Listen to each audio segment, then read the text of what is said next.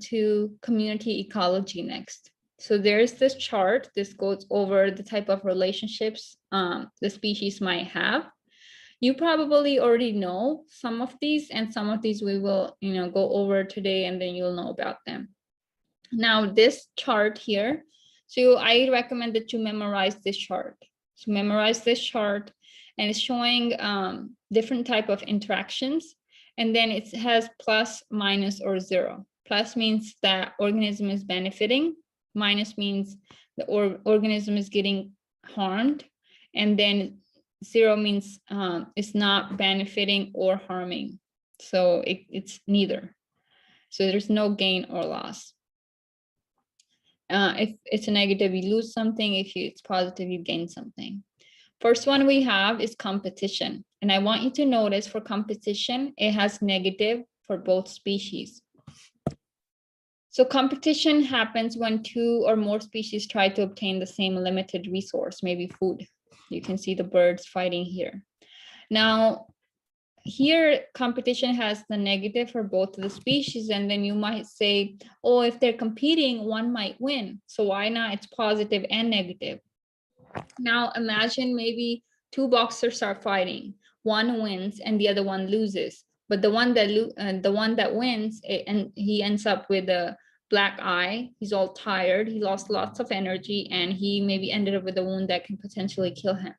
So competition, when two species are competing, they're both losing on energy. So that's the reason it's negative for both of the species, even though one might get something out of it. But then again, that species had to spend lots of energy, lots of effort to do the competition. So in nature, competing over something is the last resort. So you shouldn't fight. Even for humans, you shouldn't fight ever. You have tried to find another way, but that's the last resort. Even in nature, that's the last resort, because both the species are losing something. In this picture here, we have painter's mussel and we have zebra mussel. You can see the stripes on this. That's why it's called zebra mussel. So this painter's mussel is really big in size. But this zebra mussel is smaller in size, but it can reproduce really, really fast. So what it can do, it's going to reproduce really fast, and eventually it's going to cover this painter's mussel, and it's going to smother it. Now, when that happens, that's called competitive exclusion principle. The species that wins will have the resources, in this case, zebra mussel, and the species that loses, painter's mussel, now it can either move on to a different niche, it can find different food, or it can go extinct. So the less successful species eventually dies out, or it has to move into a new zone. It gets pushed into a new zone, or it's going to go extinct. So that's the reason competition is really bad, because it can cause some of the species to go extinct. So that's called competitive exclusion principle.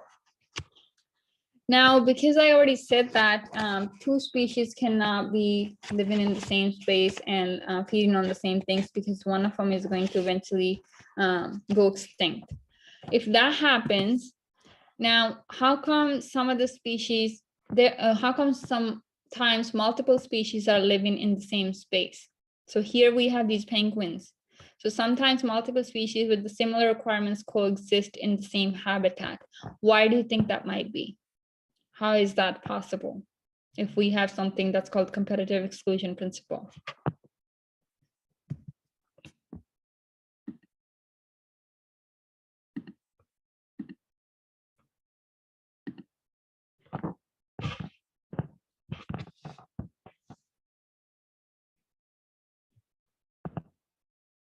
So how come sometimes multiple species can exist in the same habitat? Anybody wants to answer that? Is it that they kind of have this understanding, or kind of? Hey, what? Is it understanding, like having understanding, or? Having understanding? Yes, same Different. on. So Kaylin said that they have different food supply. So that is possible. Sometimes some species, they can tweak, even though these are the same species of penguins living in the same space, this light yellow and this orange, they're living in the same space, but they can tweak their diets a little bit. So they have similar diets. Sometimes they can tweak their diets a little bit. Another thing is they might be active, they might be feeding at a different time of year. So this red species and this orange species, they're feeding at the same time of the year, but they're not living in the same space. They live in the different space. Light yellow and orange species, they're living in the same space, but they're active at the different time of the year. So they feed on different times of the year. So that's how they can exist in the same place. That's something that's called resource partitioning instead of competitive exclusion. So that allows, resource partitioning allows multiple species to exist in the same place. So competition can result into competitive exclusion, or it can result in resource partitioning. Now, anybody thinking about going into restaurant business? Maybe opening a coffee shop? No? So let's just say that you were to open a coffee shop. Would you open it next to Starbucks? No, because you're gonna get crushed. Now, what you can do, you can maybe sell something a little bit different. Maybe they sell coffee, you can sell maybe ice cream with coffee or something like that, or coffee ice cream. So you can change that a little bit, or you can choose a different place to open the coffee shop. Because otherwise, one business, in this case, Starbucks is a better competitor, you're going to go out of business. So when you go to the mall, when you go to the food court, you're going to notice they have one pizza place, they have one hamburger place. They don't have two pizza places because one of them is going to do really good, the other one is going to go out of business. So what they are doing, they're doing resource partitioning. So they are sharing the space, but they are selling something different. So that's resource partitioning versus competitive exclusion. It's going to push one species completely out of that zone, or it's going to go extinct. So they're two different things. So we were talking about competition. Again, it's negative on both of the species. Next thing we have is symbiosis. Symbiosis, I want you to write down what symbiosis means. Symbiosis simply means living together. Sometimes students confuse it with mutualism. Mutualism is when two species are benefiting from each other. That's not what symbiosis means. Symbiosis means they're living together. They can be benefiting each other, they can be harming each other, they can have no effect on each other, but symbiosis just means living together. And we have three types of symbiosis. We have mutualism, commensalism, and parasitism. So again, symbiosis only and only means to live together. It doesn't mean if they're benefiting, it doesn't mean they're harming each other. They're just living together and affecting each other. Okay, so here is an example of mutualism. A mutualistic relationship improves the fitness of both partners, means they both benefit from each other. That's mutualism. Here we have acacia tree. This acacia tree allows these ants to live on it. Not just that, it also makes these little houses.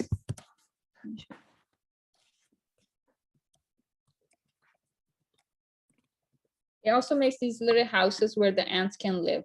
So these little thorns. And then it also makes some fruit for the ants to eat. Now, why is it doing that? So they did an experiment where they put a gel here, and then the ants couldn't get to the leaves. So when the ants were excluded, the leaves got eaten by those herbivores or insects. So the tree is encouraging the ants to live on it by providing it place to live, by giving it food. And in return, the ants are protecting the tree from all the herbivores, which is going to increase the reproductive success of the tree. So ants live on a plant, eating nectar produced by the plant. So the ants are getting place to live, ants are getting food. In return, the plant is getting protection from the herbivores and also better reproductive success. So that's a mutualistic relationship. That's an example. There are lots of examples of mutualistic relationship in nature.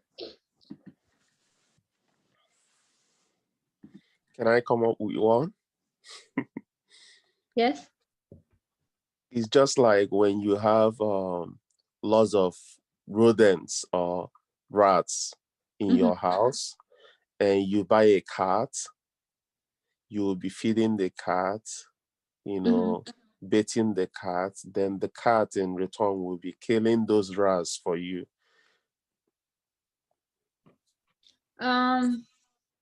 Yeah, that could work.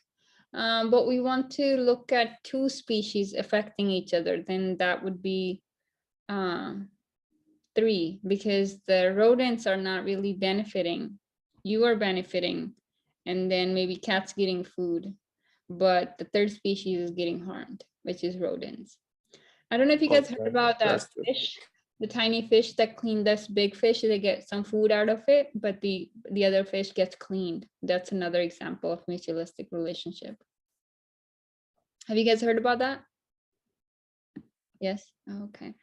Next thing we have is commensalism.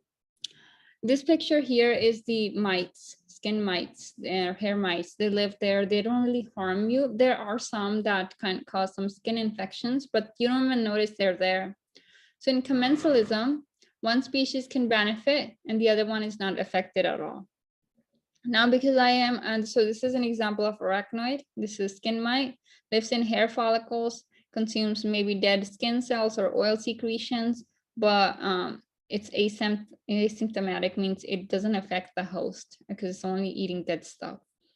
As a microbiologist, I could say that there's bacteria living on your skin, Staph epidermidis, and it's not harming you. It's just a residing there and maybe eating on your dead skin.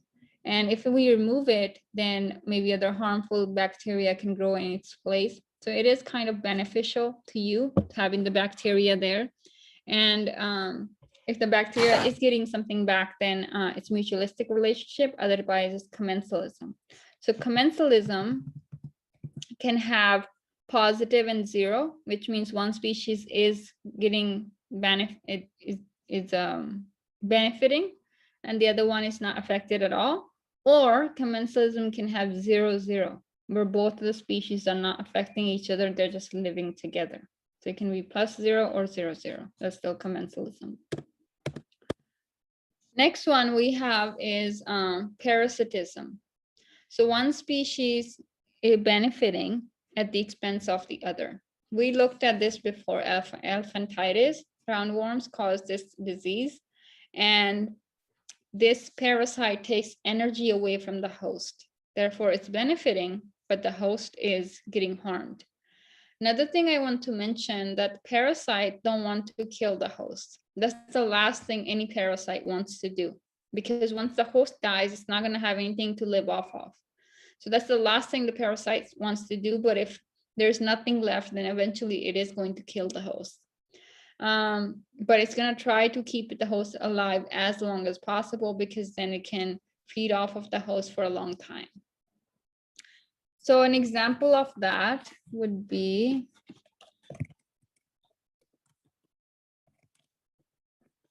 this wasp.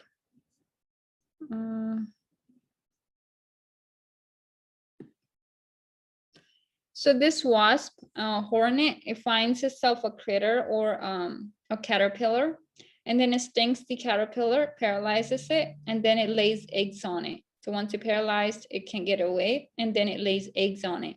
Then it can tuck away the caterpillar in maybe some hole, and then the baby wasps, they start to eat the caterpillar from inside.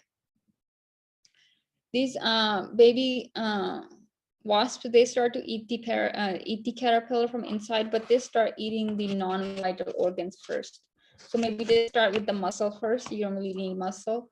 Then they eat the intestines. Then they eat